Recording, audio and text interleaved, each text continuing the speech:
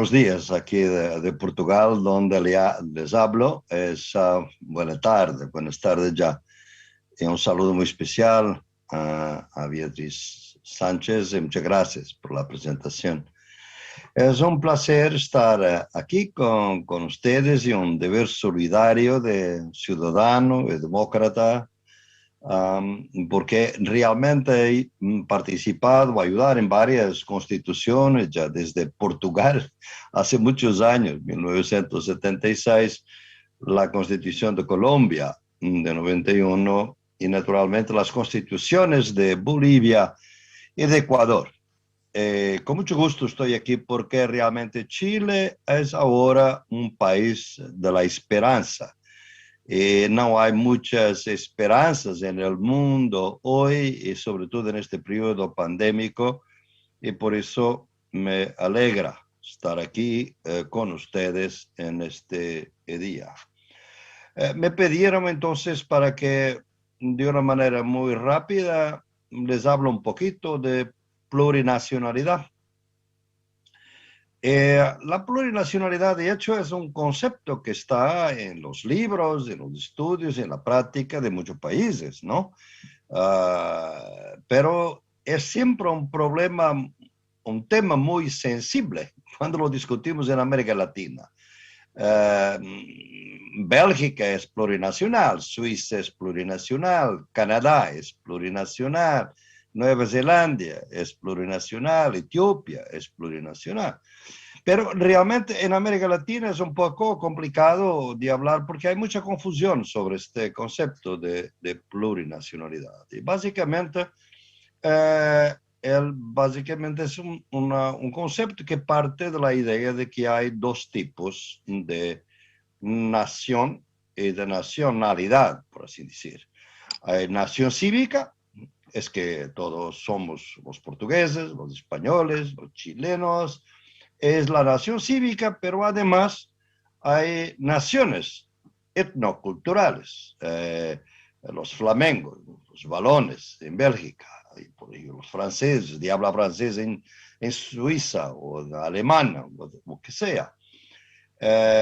Los maoris indígenas, los pueblos originarios en Canadá. Entonces hay dos tipos de nación y es posible integrarlos en un documento constitucional porque realmente la nación cívica conlleva la idea de independencia y las naciones, digamos, etnocultural no conllevan la idea de independencia, sino de soberanía, de autogobierno, pero no necesariamente de independencia, como ha sido siempre el caso en América Latina. Entonces sí puede articular. El problema, la dificultad está en que la matriz del Estado moderno es una matriz eurocéntrica, como sabemos, y es una matriz muy monocultural, o sea, un país, una nación, un derecho, una educación, unas fuerzas armadas, siempre una de todos, ¿no? Y pues hay una matriz muy monocultural y es muy difícil de pensar que ella puede ser plurinacional, intercultural y pluralista de un punto de vista jurídico, por ejemplo. Entonces, yo pienso que ese es el reto de pensar, pero ¿para qué? ¿Para qué que es importante hablar de plurinacionalidad?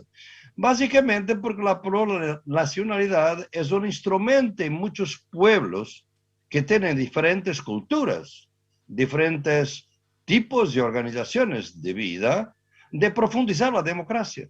Básicamente, la plurinacionalidad es un modo de profundizar la democracia, por una democracia intercultural. Porque no hay simplemente una democracia representativa, que es muy importante hoy en día, claro, pero puede haber otros tipos. Aquí en Europa, por ejemplo, habíamos reconocido hace mucho tiempo la democracia participativa, por ejemplo, a nivel local y en algunos países, mismo a nivel nacional, el caso de Suiza. En Bolivia, por ejemplo, la Constitución de 2009 dice que hay tres tipos de democracia: la democracia representativa, la democracia participativa, la democracia comunitaria. Y la democracia comunitaria conlleva la idea de plurinacionalidad. ¿Por qué? Porque él existe en las comunidades que tienen modos de deliberación política que son de otros modos, que puede ser por rotación, que puede ser por consenso y que son legitimados por el Estado.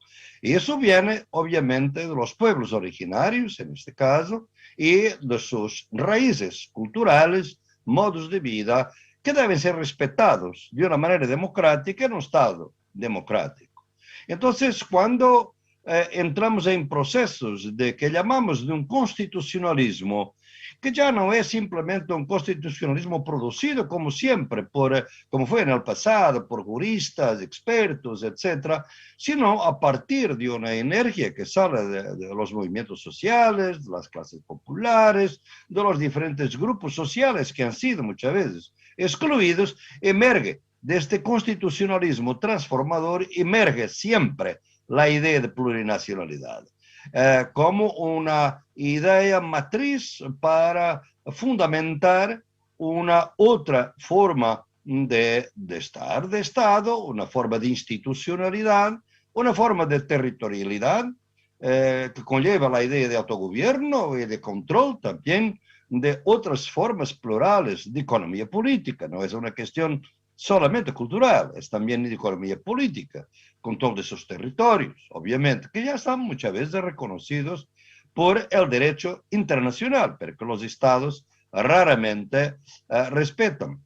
Por eso la plurinacionalidad obliga realmente a un esfuerzo y me alegra que ustedes tienen 7 o 8 comisiones y todas, de alguna manera, si la plurinacionalidad es un principio, tiene que estar en varias partes. Por ejemplo, ahora mismo en Colombia yo soy miembro de la Comisión de Paz y de Reconciliación como consejo asesor de la Comisión de Paz y ahí nosotros estamos intentando para la Jurisdicción Especial de Paz de organizar los principios de cómo se puede respetar el derecho propio originario al lado del derecho oficial. Claro, son dos tipos de derecho, pero que se pueden compatibilizar a nivel constitucional. Y eso ya hay una experiencia grande, digamos, en países, como digo, que no son siquiera políticamente muy adelantados, si quiere, como el caso de Colombia. Al contrario, pasa por una crisis muy profunda. Entonces, eso lo obliga la plurinacionalidad a invertir en formas nuevas de territorialidad, de autodeterminación, de autogobierno, digamos, que hace con que las instituciones tienen que ser diseñadas de una u otra manera, porque hay dos tipos de instituciones que emergen de la plurinacionalidad. Instituciones compartidas, pero interculturales. Por ejemplo, esta Asamblea Constituyente tiene miembros destacados de los pueblos originarios que han sido elegidos por otros modos. Un tribunal constitucional en varios países tiene miembros que vienen de los pueblos originarios y que son nombrados según los usos y costumbres. Eso ahora está, por ejemplo, también ya constitucionalizado en México. O sea, la misma institución comparte lógicas distintas que vienen de la plurinacionalidad. Por otro lado, hay instituciones duales. Por ejemplo, el derecho propio de los pueblos originarios y el derecho oficial. Dos tipos de descentralización. Eso se notó muy claramente en Bolivia, en otros países, aquí en Europa también. Hay una descentralización, digamos, político-administrativa y hay una descentralización que es etnocultural, y que es cultural y que por eso conlleva una idea más fuerte de autogobierno, porque es la única que permite, por ejemplo, una otra derecho y un otro principio jurídico de los pueblos originarios. O sea, realmente la plurinacionalidad es un concepto nuevo, emerge, y me alegra que ustedes estén intentando de alguna manera refundar la matriz del Estado con base en la plurinacionalidad, porque realmente es algo que permite después otro tipo de avances, por ejemplo, y para terminar, porque no quiero respetar mi tiempo, obviamente, los avances, por ejemplo, en otras concepciones de derechos humanos. Por ejemplo, derechos de la naturaleza. Los pueblos originarios hablan de derechos de madre tierra.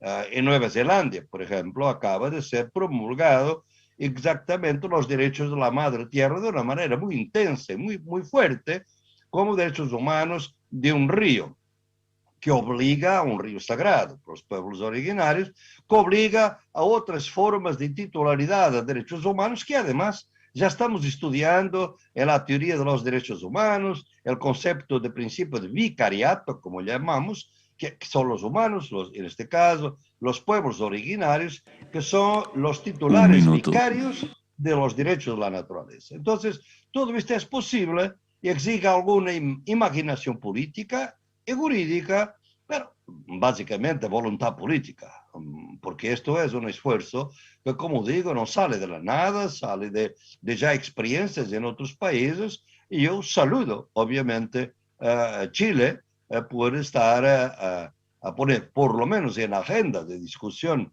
en esta comisión, la cuestión de la plurinacionalidad, y estoy a vuestra disposición para preguntas que hayan por bien hacer. Muchas gracias.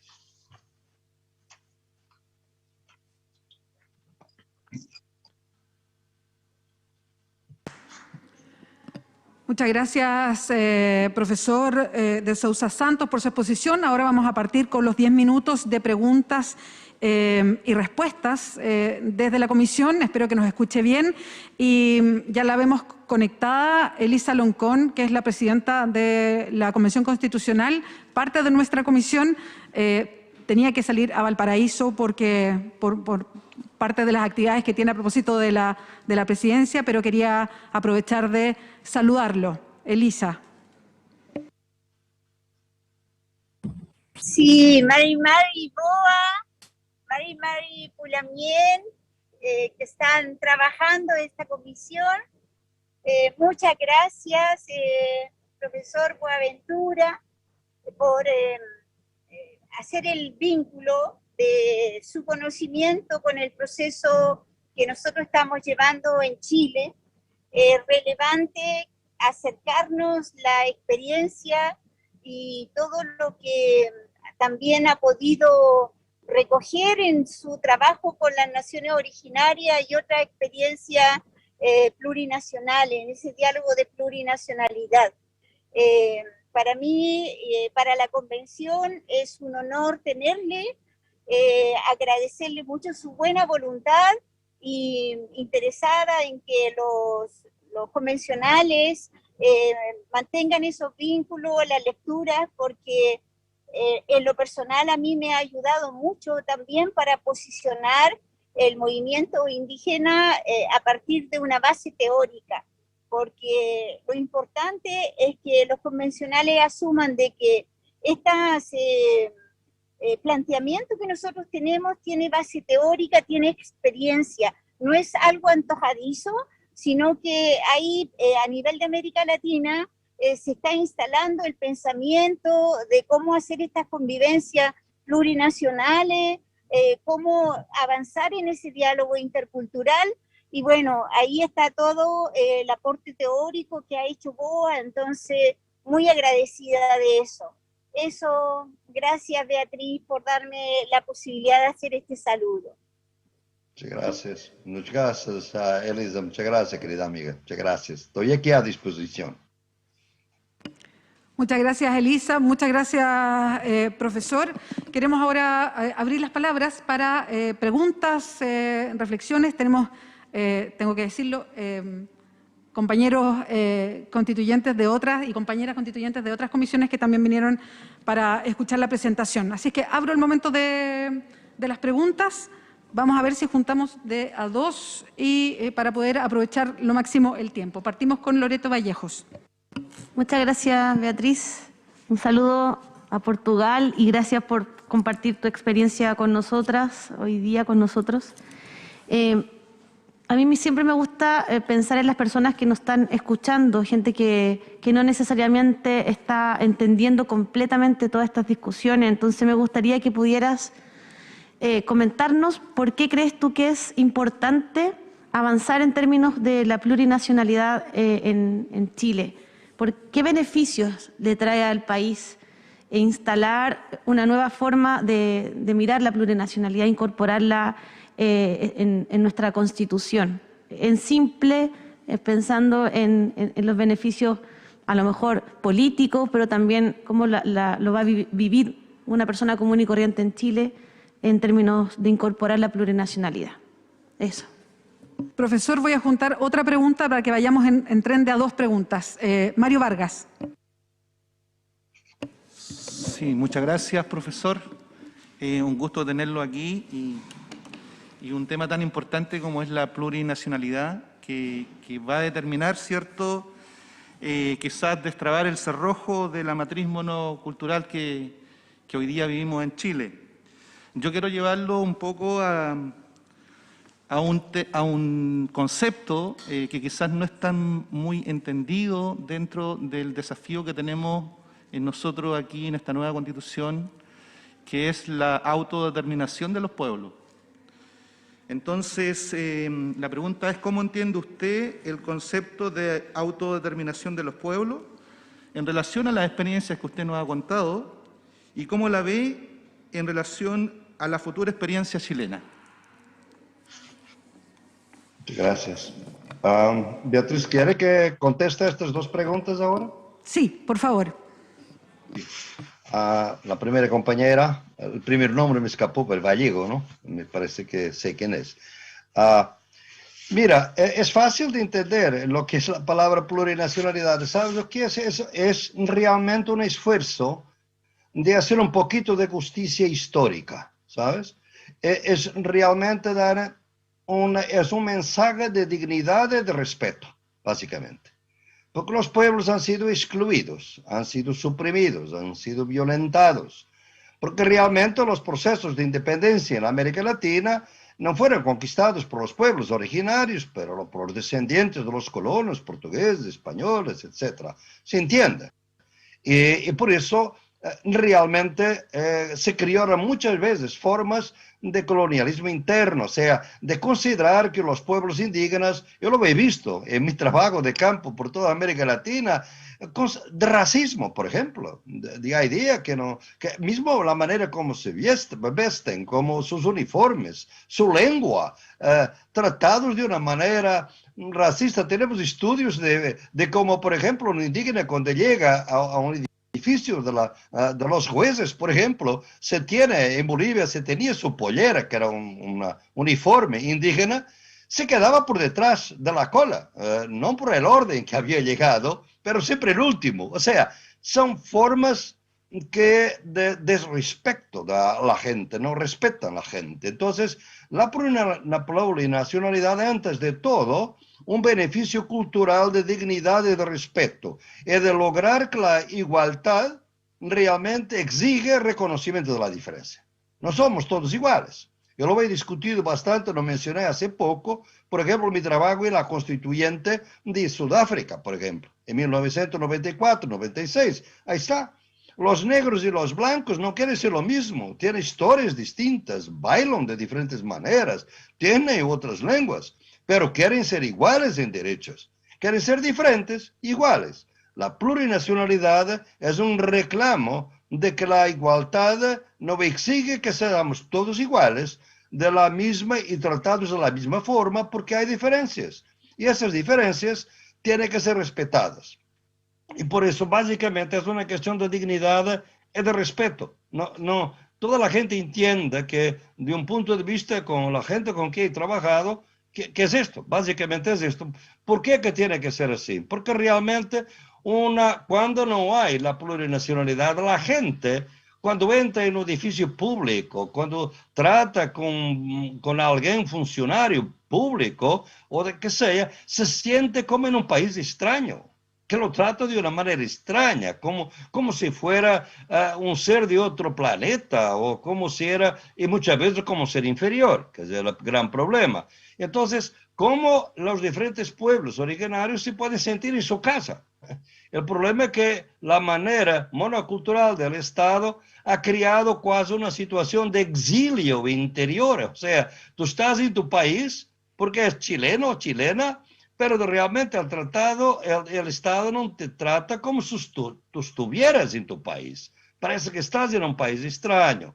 Entonces me parece que ese es un intento de dar un poco más de respeto y la dignidad a la diferencia de los pueblos. Eso yo te diría como una respuesta breve, digamos, a esto. Después podemos, no sé si se entiende, pero es esto. A Mario Vargas, no, sí, realmente es una pregunta muy importante, los diferentes conceptos de autodeterminación, porque realmente se ha estudiado mucho, por ejemplo, con los conceptos que son de descentralización, por ejemplo, o de autonomía, por ejemplo, en España, que es un debate permanente en el Estado español. La autodeterminación es una forma de autogobierno, quiere decir lo siguiente, que realmente él significa una autonomía de gobierno que no es de manera ninguna una independencia, que se respeta la soberanía externa del Estado y por eso el Estado es heterogéneo ante lo exterior, pero no es homogéneo interiormente. Reconoce todas estas diferencias y por eso la autodeterminación de los pueblos originarios implica primero un reconocimiento de derecho propio. Y ese reconocimiento puede tener de muchos matices, ¿no? Permite, por ejemplo, que se realice lo que la Constitución de Sudáfrica permite, que son, por ejemplo, y la de Bolivia también después, que son las constituciones locales. O sea, una región, una jurisdicción de un pueblo originario debe poder crear su propia constitución local desde que obedezca a principios fundamentales de la Constitución que ustedes van a producir, o sea, la Constitución Nacional. Pero se permite más autonomía en la forma como se gobierna, cómo se organiza la institucionalidad dentro del país. La idea de autodeterminación conlleva la idea de pluralismo jurídico, por ejemplo, y conlleva la idea de autogobierno económico. O sea, hay una dimensión de economía política, un control más fuerte, una palabra y una participación más decisiva en el manejo de su territorio.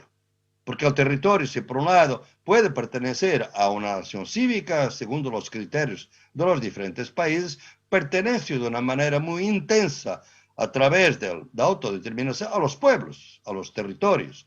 Y por eso son derechos colectivos. En cuanto una descentralización no reconoce derechos colectivos de los pueblos, o la autodeterminación, el autogobierno reconoce derechos colectivos. Y lo reconoce la Constitución. No es nuevo. Los derechos colectivos están hoy reconocidos casi en todo lado, ¿no? El derecho en contra de las mujeres, por ejemplo, de los pueblos afro en los Estados Unidos, etc. Hoy se reconoce mucho la idea de que los derechos colectivos sirvan también para eso. Por eso es una forma avanzada, no es simplemente una descentralización político-administrativa. En un libro que he escrito sobre los procesos, le puedo después enviar lo que he escrito sobre eso, porque tiene una serie de implicaciones que lo he estudiado bastante en varios países y que no tiene que haber una copia. O sea, cada país intenta llegar a una solución, pero ella depende de muchos factores, de la historia, de la fuerza de los grupos sociales, etcétera, de muchos factores. Pero es siempre una forma más avanzada de descentralización de autogobierno, digamos así, ¿no? Gracias, profesor. Pasamos a la segunda ronda de preguntas. Jorge Baradit. Buenos días, profesor. Un honor conversar con usted. Mi pregunta tiene que ver, una extensión de la pregunta de Mario. Cuando hablamos de autonomía de los pueblos, de una constitución propia, en este caso que usted plantea, de un pueblo, estamos hablando de un cuerpo legal que está asociado a un territorio o que acompaña a un pueblo. Me refiero a que una persona perteneciente a un pueblo va acompañando, lo acompaña ese cuerpo legal en su desplazamiento por un país o se aplica solamente al interior de un territorio. Y si esto ocurre, ¿qué pasa con las personas que no pertenecen a esa comunidad que también habita ese mismo territorio? Conviven dos cuerpos legales o dos formas de aplicar la ley distintas. ¿Cómo se resuelve este punto? Voy a seguir con otra pregunta. La respuesta después va a quedar otra tanda de preguntas. Me había anotado yo por si acaso. Creo que voy a seguir la misma línea de lo que preguntó antes Mario, lo que preguntó Jorge. A mí me gustaría saber, a propósito de el concepto de repensar el Estado, si es que somos plurinacionales, y que es una forma de repensarlo y repensarlo en este caso para Chile. Cada país tiene sus complejidades, su historia, en fin. ¿Cómo se genera o cuánto se da o cómo se da esa transición? ¿Cuánto impacto tiene en que estamos muy acostumbrados y acostumbradas a que las cosas se hagan de cierta manera, de ciertas formas? Sabemos en Chile que además cuando se quieren cambiar las cosas se eleva la tensión, ¿no? Entonces, ¿cuánto se demora esa transición de cómo viene la velocidad de un Estado o esa inercia por cambiar y repensarse como un Estado plurinacional, por ejemplo? Eso. Muy bien, dos buenas preguntas. Jorge, es un tema, esta cuestión de la convivencia de los cuerpos jurídicos es un tema que está estudiado largamente. Mira, hay varias soluciones, ¿no? Pero te voy a dar un poco de cómo están las cosas hoy en día. Por un lado, es evidente que la idea de autodeterminación, de plurinacionalidad, conlleva la idea de que un pueblo con territorio. Ese es lo que es más propio de la identidad originaria y que era no es pensable sin un territorio. Además, si analizamos su filosofía, sus cosmovisiones, no hace sentido, de alguna manera, ese territorio. No es un caso, digamos así, único. Por ejemplo, en muchos países, las feministas hoy consideran que su cuerpo es su territorio. La idea de que hay una identidad que tiene que traer también una corporalidad, que en este caso es el cuerpo femenino. Y por eso la idea del territorio es una idea muy fuerte, ¿no? Porque no es simplemente un recurso natural, es una identidad, es una historia, es toda una densidad histórica, cultural, religiosa, que es posible determinar. Por ejemplo, si los maoris en Nueva Zelanda consideran que este particular río, este río particular es sagrado, no vamos a exigir que los nuevos zelandeses blancos mestizos reconozcan, imaginen que, o puedan siquiera imaginar que un río puede ser sagrado o tener derechos humanos, pero se respeta. Exactamente, la plurinacionalidad permite el respeto de lo que no sé, entiendo muy bien. Yo puedo no conocer y ni saber qué es eso de un río sagrado, pero reconozco que un pueblo puede tener esa idea y la respeto. Y sé que es la democracia intercultural. Básicamente es eso, ¿no? Y por eso se lleva ese problema, y los problemas que levanta son problemas que se ha discutido mucho en Colombia, en Bolivia, en Ecuador, en México y varios países, en Canadá. ¿Qué es esto? Si es un territorio, entonces los pueblos indígenas dejan de ser indígenas cuando salen de su territorio. No, mantienen su identidad como indígenas. Pero si su identidad está conectada a un territorio, entonces tendremos aquí un análisis complejo de lo que es el territorio de un punto de vista jurídico. Cuando, por ejemplo, un crimen o un acto ilegal es cometido en su territorio, el primer problema es de saber si las partes en el conflicto es un indígena y un no indígena, ¿cuál es la ley que prevalece? El principio hoy en día dominante es que cuando un acto se comete dentro del territorio, las autoridades indígenas son las que deben prevalecer, ¿no? Ahora, y por eso puede haber gente que no es indígena que es sometida a eso. Esa fue la solución originaria en Bolivia, después se cambió. O sea, obviamente que hay una controversia y hay obviamente diferentes posiciones, ¿no? Por otro lado, cuando un indígena va fuera de su territorio, indígena urbano, por ejemplo, ¿no? Un indígena urbano no puede reivindicar su derecho propio. Hay varias formas, hay varias soluciones. Por veces se dice no, si está fuera, se integró completamente dentro de la cultura. El problema es que es muy difícil, porque nosotros sabemos en muchas ciudades de América Latina, por ejemplo, los pueblos originarios que viven en el sector urbano reproducen en la ciudad formas, le podría dar miles de ejemplos, formas de comunidades de liberación que son originarias. Entonces, realmente en algunos países, Colombia, por ejemplo, hoy, permite que, de hecho, en alguna jurisprudencia de la Corte Constitucional, que cuando un indígena está afuera, por lo menos, el derecho propio, donde viene, sea reconocido. Por ejemplo, en cosas como, por ejemplo, te doy un detalle técnico, por ejemplo, debido proceso. Supongamos que un indígena puede llevar en una corte urbana no solamente su abogado, si lo quiere, pero el jefe de la comunidad o un pariente que sea respetado en su comunidad como siendo su representante. Esto es lo que llamamos un debido proceso intercultural. O sea, hay varias formas de acomodar estos cambios, pero es siempre una idea de lo que llamo un pluralismo jurídico igualitario que está sometido naturalmente a las reglas constitucionales nacionales. Siempre el principio que después permite interpretaciones y soluciones distintas. Pues todo esto es posible, pero depende mucho de las fuerzas que van a aprobar la Constitución. Después dependerá un poco de la interpretación de las Cortes, pero de los jueces constitucionales, pero hay varias formas. Yo después, con más tiempo, les puedo detallar lo que ha pasado en varios países con esa cuestión. Y la segunda pregunta, sí, el pluralismo jurídico, la plurinacionalidad obliga a repensar el Estado. Es un otro proyecto de país.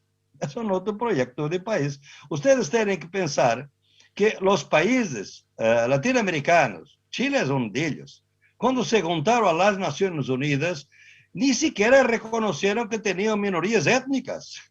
Eran todos chilenos, punto. O sea, hay aquí lo que llamamos una ausencia, que fue una invisibilidad que fue producida, ¿no? Y esto realmente es lo que la plurinacionalidad, de alguna manera, una justicia histórica en relación a decir que no había. En el caso de Bolivia era particularmente grave, ¿no? Bolivia fue el único, no admira, porque 62% de la población es indígena. Ahora, las condiciones, obviamente que la plurinacionalidad, porque yo estoy seguro que fundamentalmente la oposición, que no es tan grande, por ejemplo, en África o en Europa o en Canadá, depende mucho de la construcción de la historia del Estado. Porque el Estado nació con una gran concentración de terratenientes, ¿no? Que son los descendientes de los colonos. Y casi siempre las independencias fueron construidas para no molestar, cambiar la estructura de la propiedad de la tierra. Básicamente esto. Por ejemplo, en Brasil, cuando los esclavos, por la ley de 1824, cuando los esclavos son libertados, hay una ley de tierras que no les permite adquirir tierra. O sea, quedarían sin tierra. Y por eso nunca serían realmente propietarios de tierra. Y por eso hay los quilombos, las tierras de los esclavos que huyeron para construir sus propios territorios, o palenqueros, como se dice también. Entonces, me parece que exactamente esta deconcentración de tierra y un control casi que algunos autores de América Latina, muy respetados, don Pablo González Casanova, en México, Rodolfo Stavanger, han hablado de colonialismo interno. O sea, se fueron los colonizadores, pero se quedó una concentración de tierra muy fuerte, que es el colonialismo interno. Estos grupos, son las élites en América Latina, tienen un poder muy grande. Y por veces basta un mínimo ataque, real o imaginario, a sus privilegios y reaccionan de una manera brutal, como sabemos, y por veces antidemocrática, ¿no? Por eso es una transición difícil. Las fuerzas que están más conectadas con la derecha tradicional, si quieren, etcétera, algunos son más abiertos a discutir este tema, otros lo ven siempre como una amenaza, porque realmente históricamente nunca pensaron que tenía una ley para obedecer, tenía un privilegio. Llamamos eso en la sociología la captura del Estado. Fue siempre un problema de América Latina. Las condiciones de Chile no son muy favorables, ¿no? Por un lado hay una condición favorable. La condición favorable es que hay una herida muy fuerte en Chile, que todo el proceso de la dictadura de Pinochet, que es mundialmente reconocido como una dictadura muy bárbara y que ha cometido muchos crímenes de Estado.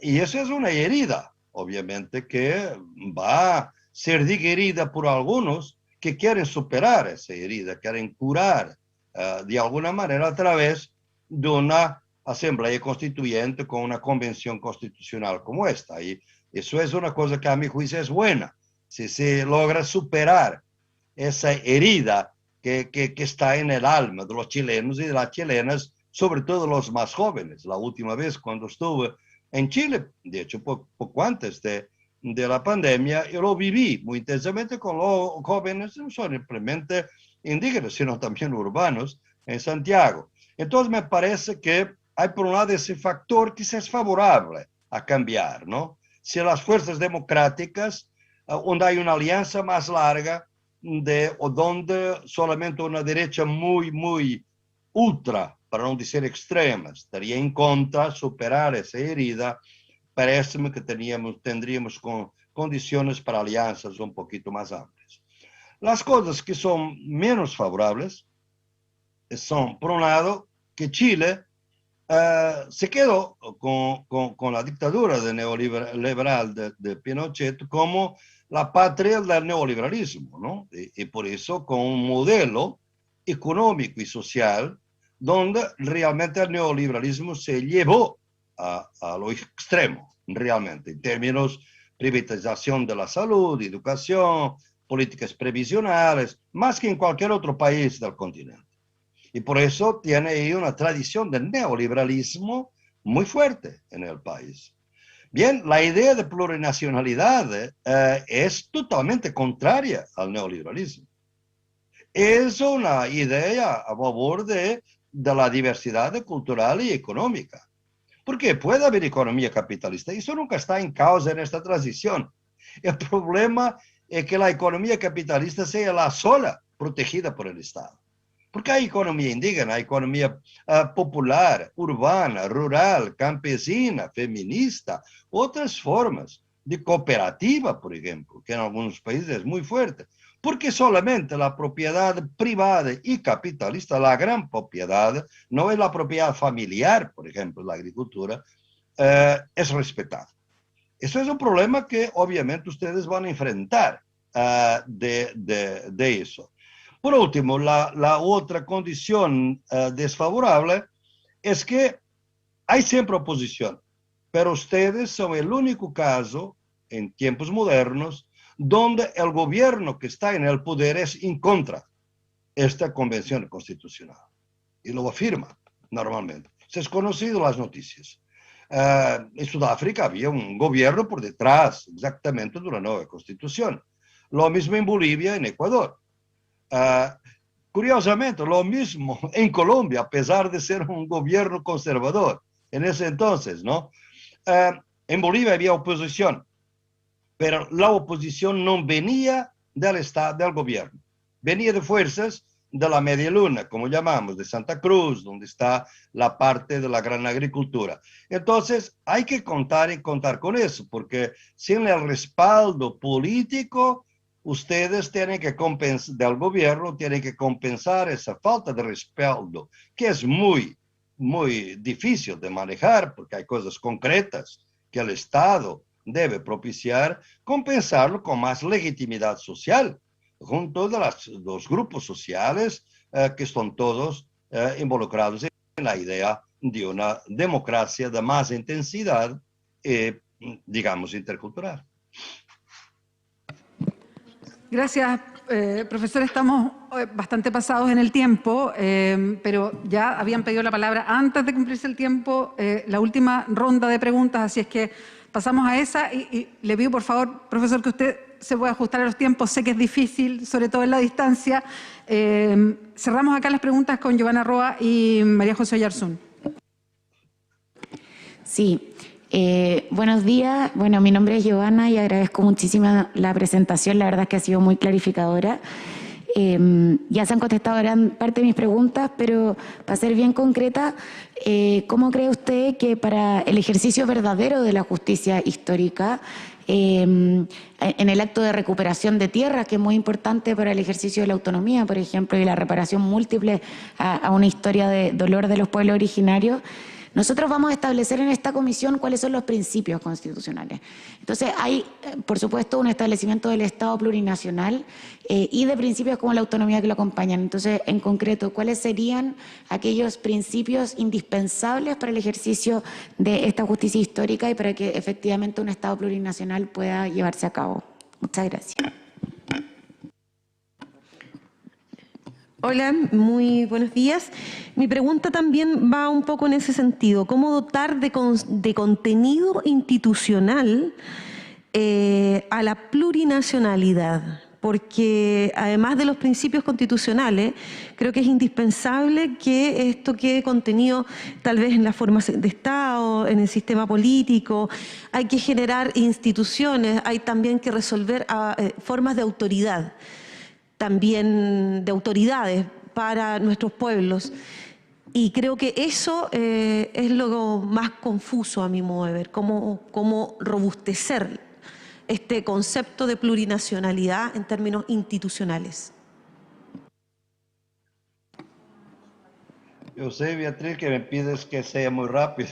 Yo voy a intentar, pero estas son cuestiones tan complejas. Puede ser que en otra ocasión podamos discutir un poquito más. Sí. Mira, María José fue la primera, y Giovanna Rosa, ¿no? La primera pregunta. Roa, Giovanna. Muchas gracias. Entonces, me parece que la recuperación de tierra, el control de los territorios es parte, obviamente, de la plurinacionalidad, además porque hay tratados internacionales, ya de la Convención 169, de las decisiones de las Naciones Unidas, y que realmente ya van en esa dirección, ¿no?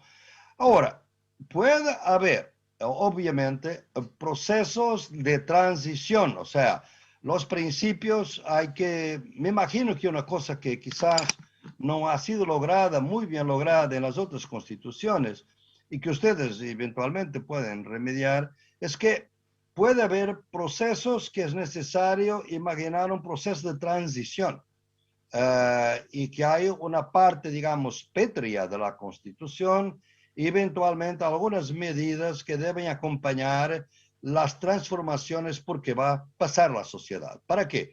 Para permitir que los cambios que no pueden ser de un día al otro, porque hay una parte de cultura jurídica, de cultura burocrática, de Estado, que es muy difícil, ¿no? Y eso te voy a contestar en relación a la segunda pregunta, porque la institucionalidad es muy compleja y por eso los principios de la justicia histórica pueden avanzar de una manera, por ejemplo, en la educación, en la plurilingüística, por ejemplo, en los museos, cosas muy varias, y la economía política de los territorios. ¿Y cómo se van a nombrar las personas que van a estar en los territorios? Y aquí entro en la segunda pregunta. Primero, obviamente que es muy complejo. Por ejemplo, ¿cómo se hace la planificación de un país plurinacional? No pueden ser expertos que tengan una cultura eurocéntrica, técnicos simplemente, pero que no conocen las realidades del país intercultural. Ustedes tienen que partir de la idea que hay un desconocimiento dentro de todas las universidades. Yo soy profesor universitario y por eso les puedo decir, y he enseñado en muchas universidades, del mundo. Les debo decir que hay una grande ignorancia sobre los países por los propios expertos. Por eso hay aquí una cuestión epistemológica. Es reconocer lo que yo llamo las epistemologías del sur, o sea, conocer, reconocer otros conocimientos. Yo tengo mucho gusto de les pasar mis libros en acceso libre para que ustedes puedan ver cómo esos conocimientos nacidos en la lucha son los más importantes. Y por eso la planificación tiene que tener en consideración, por ejemplo, esa diversidad. Por eso, por la idea de transición de que hablé, es que en Bolivia se creó un departamento de Estado para descolonizar el Estado. O sea, se parte la idea de que el Estado es colonial. Y otro para despatriarcalizar el Estado. Ese es el nombre de la Secretaría de Estado. Porque además de ser coloniales, también muy machista. Y por eso hay que descolonizar y despatriarcalizar. Las autoridades, hay muchas maneras de rebustecer, por ejemplo, y a veces imagina que es una cuestión política nacional. México, por ejemplo, que es un país muy moderado, digamos, en términos constitucionales, acaba de reconocer que en ciertos, los pueblos, por ejemplo, el pueblo cherán, se puede, los candidatos, los alcaldes, los gobernadores, son nombrados según sus usos y costumbres, así se dice, o sea, según la ley propia. No hay ninguna institución del Estado mexicano que vaya a fiscalizar. Está en autonomía para nombrar sus gobernadores. Es una sentencia de la Corte, ustedes pueden leer, les puedo dar, el Estado se llama los pueblos cherán, en Michoacán, y que tiene esta autonomía constitucional. Entonces, ustedes podíamos seguir muchos ejemplos, por ejemplo, el manejo de la tierra. Por ejemplo, en Sudáfrica, el manejo de la tierra puede ser y el control por derecho propio, donde haya, por ejemplo, en Zululand, la tierra de los Zulus, pero desde que obedezca a ciertas normas constitucionales. Ejemplo, para los Zulus, las mujeres no tenían acceso a la propiedad de la tierra, a pesar de ser las mujeres que trabajan la tierra. Entonces, la Constitución Nacional dice que los Zulus pueden tener autonomía de la gestión de tierras desde que permitan que las mujeres sean propietarias de la tierra como son los hombres. O sea, ¿ves cómo está? Esa es la forma de negociación.